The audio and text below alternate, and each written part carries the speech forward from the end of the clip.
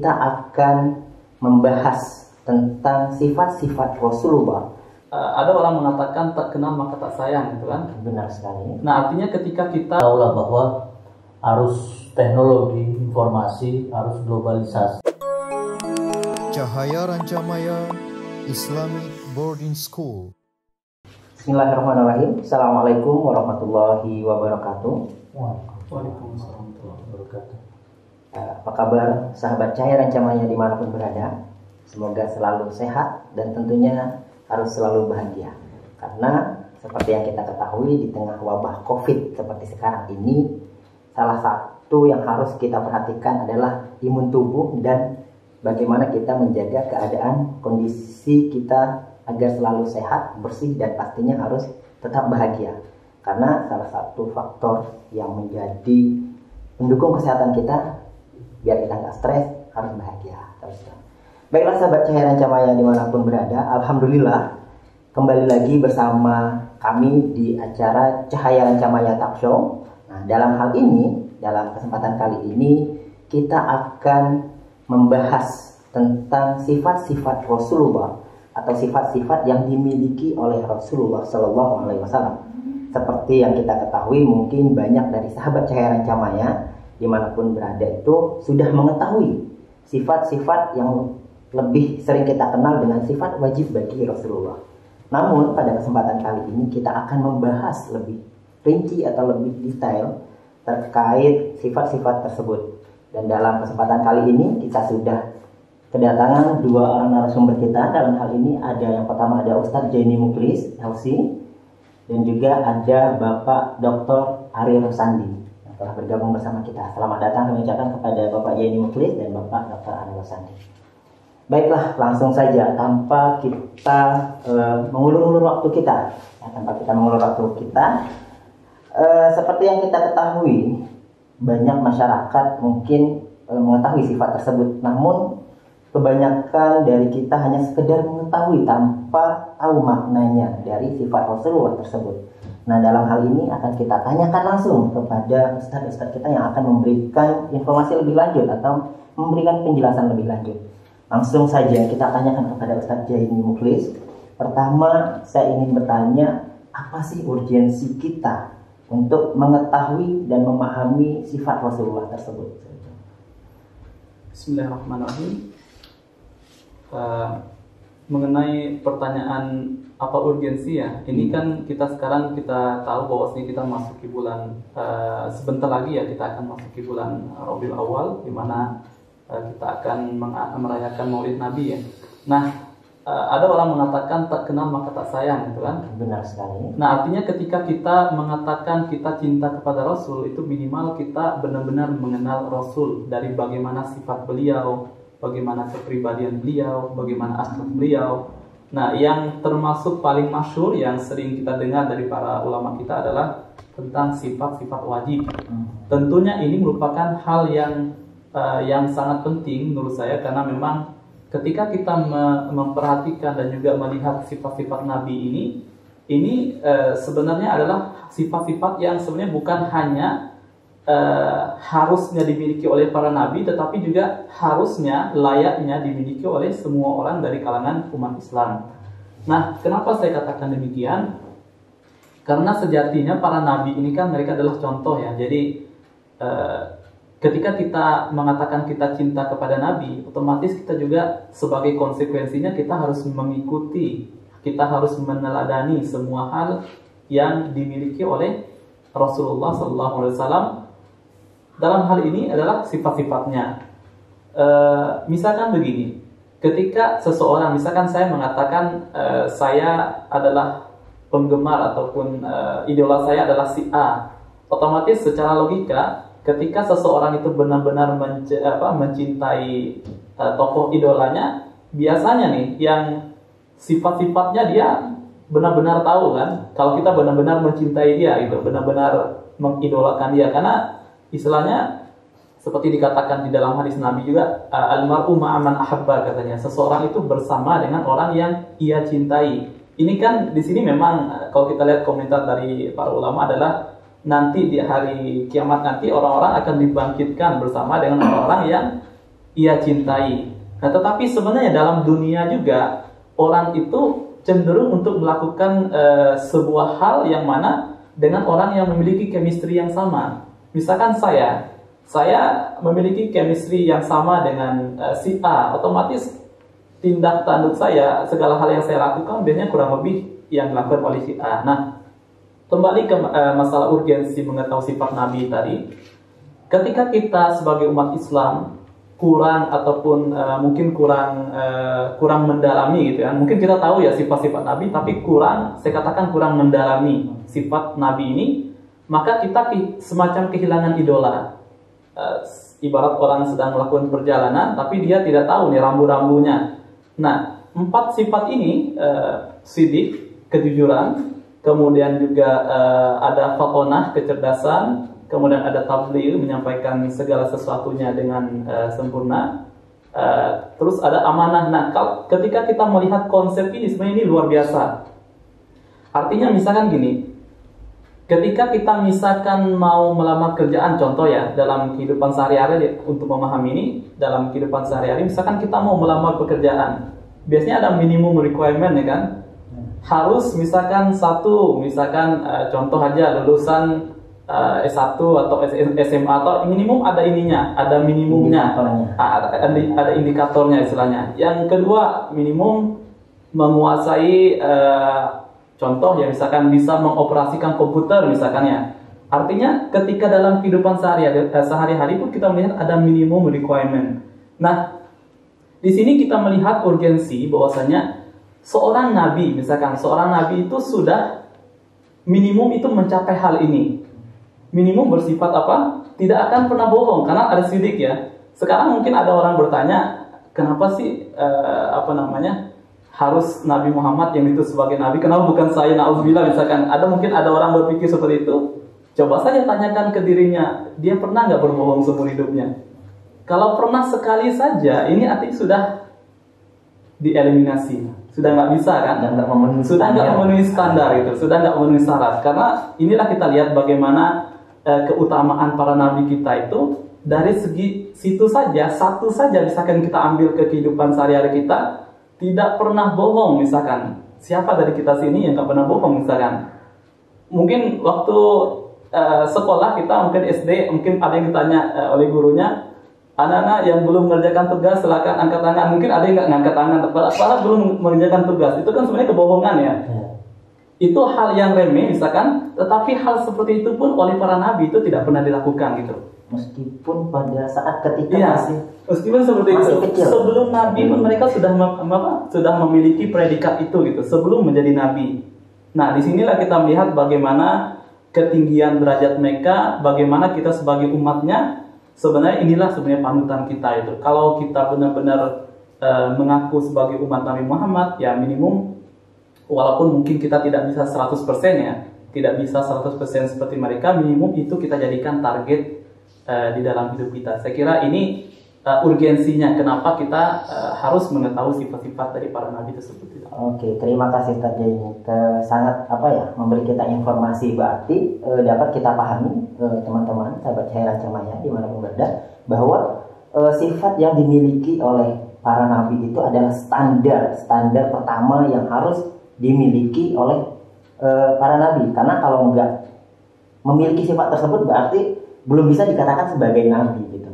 Oke, Ustadz Denny, dari penjelasan tadi ada satu hal yang sangat menarik yang ingin saya tanyakan lagi terkait penjelasan Ustadz Denny tadi. Apakah sifat-sifat Rasulullah itu atau 4 sifat yang tadi sudah sempat disinggung di pertama itu baru terlihat setelah atau hanya wajib dimiliki oleh para nabi ketika mereka sudah menjadi nabi, atau memang harus dari semenjak mereka lahir ya, semenjak para nabi itu lahir? Ya. Mengenai 4 sifat tersebut, pastinya mereka sudah memiliki hal tersebut sebelum menjadi nabi. Karena kita lihat misalkan Nabi Muhammad sendiri yang kita mungkin sering mendengar ya, salah satu sifat nabi adalah amanah ya. Artinya seseorang yang tidak bisa menyampaikan amanahnya itu tidak akan mungkin bisa menjadi nabi itu. Nah, kita tahu sendiri ketika Nabi Muhammad ini sebelum diangkat menjadi seorang rasul, di Makkah beliau sudah dijuluki sebagai Al-Amin. Ini kita tahunya dari mana? Misalkan kita tahu bahwasanya salah satu kejadian yang mungkin sering kita dengar juga adalah peristiwa pemindahan batu hajar ya, Hajar Aswad, yang mana suatu ketika diadakan restorasi atau perbaikan Ka'bah. Ketika itu terjadi perdebatan ataupun semacam perselisihan ya antara para pemuka ya. Bahkan sudah mau angkat perang, mau angkat senjata karena mereka saling menganggap saya yang lebih berhak untuk menaruh kembali itu kan, karena ini masalah pride ya, masalah kebanggaan itu. Hampir mereka mau berperang ketika itu, tiba-tiba mereka mengatakan begini saja, yang akan menjadi hakim adalah orang yang setelah ini akan masuk ke sini dulu, masuk ke masjid duluan, bukan masjid ya ketika itu, maksudnya masuk ke daerah sini duluan. Tiba-tiba yang datang adalah Nabi Muhammad. Nah, ketika itulah beliau memberikan solusi, yaitu dengan ada semacam kain ya, direntangkan, kemudian Hajar Aswadnya beliau taruh di tengahnya. Nah, kemudian masing-masing dari pemimpin suku itu memegang ujung daripada kain tersebut. Nah, demikianlah Hajar Aswad tersebut dikembalikan ke tempatnya sehingga tidak menimbulkan peperangan di antara mereka. Nah, setelah kejadian tersebut itu beliau semakin terkenal. Jadi bahkan orang-orang mengatakan kalau kalian mau bepergian katanya, jadi nggak usah perlu ragu lagi mau nitipkan harta, menitipkan atau apapun, titipkan saja ke Nabi Muhammad, itu insya Allah tidak akan dilirik sama sekali katanya. Itu saat beliau sebelum menjadi Nabi. Itu sebelum menjadi Nabi.